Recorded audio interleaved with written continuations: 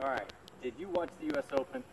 I know several people did because they told me they did. They told me from last video they were watching the footwork. So I'm proud of you that watched the U.S. Open. Today I want to talk to you about something we all saw at the U.S. Open. Saw a lot on the men's side of the tour. It's the drop shot, okay? First thing we're going to talk about is how to do the drop shot. First thing you need is a Wilson tennis racket.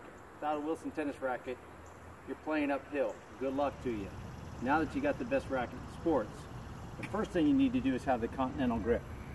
Here's the way you get the continental grip. You take your fingers together like this and slide it down. It's on the second groove, which is called number 2, right there on bevel number 2. If you have a question about that, call me and I'll help you with your grips.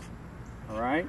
So this is the way you do the drop shot. To feel it, you want to get a little bit of underspin. And the way you create underspin is just slide the racket forward with continental grip.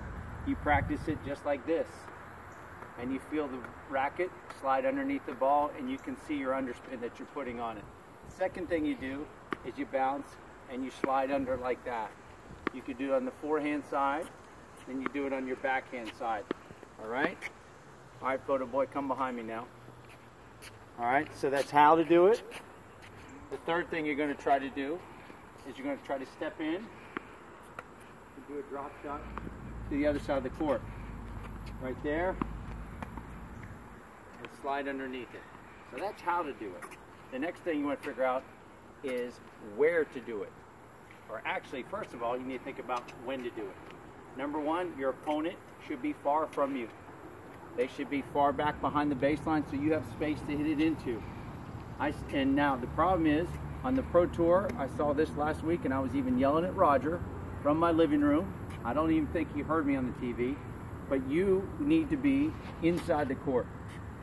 The last thing you would do is stand from behind the baseline and pop up the drop shot so your opponent has all day to get to it, okay? So you first of all want to receive a nice easy ball. Too many times in tennis we think about how we send it to your opponent. It's first how you receive it. So if you receive an easy ball and you've got good court position and he's got weak court position, you can execute a good drop shot. Okay? So that's the how. The when is when he's deep, and the where is when you're in great court position. All right? So here's what I want you to do. Take a couple balls out there and drop it.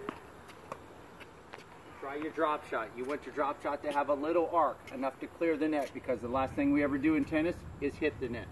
I'd rather you pop it up too high and have that person run for it, have to get underneath and pop it up to you, then you miss it. So it doesn't have to be so close to the net. That's a common mistake. All right, what I want you to do is drop it, a little arc, and you try to get the ball to land in the box. Come up a little closer, photo guy. The other thing you can do is see how many times that you can have your drop shot land in their service box.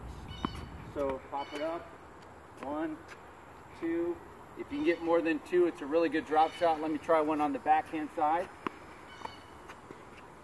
All right. Now, if you watched the last video, it was all about footwork.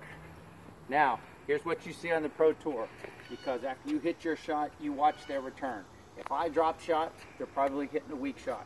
So they're going to hit a weak ball. I need to cover it. You'll see the best pros do this. A drop shot, they follow it in. If you follow your drop shot, you cover your opponent's best shot. So when you practice, I want you to walk through your shot. All right? And that will put you in great position. Put in the work, you can do it. See ya.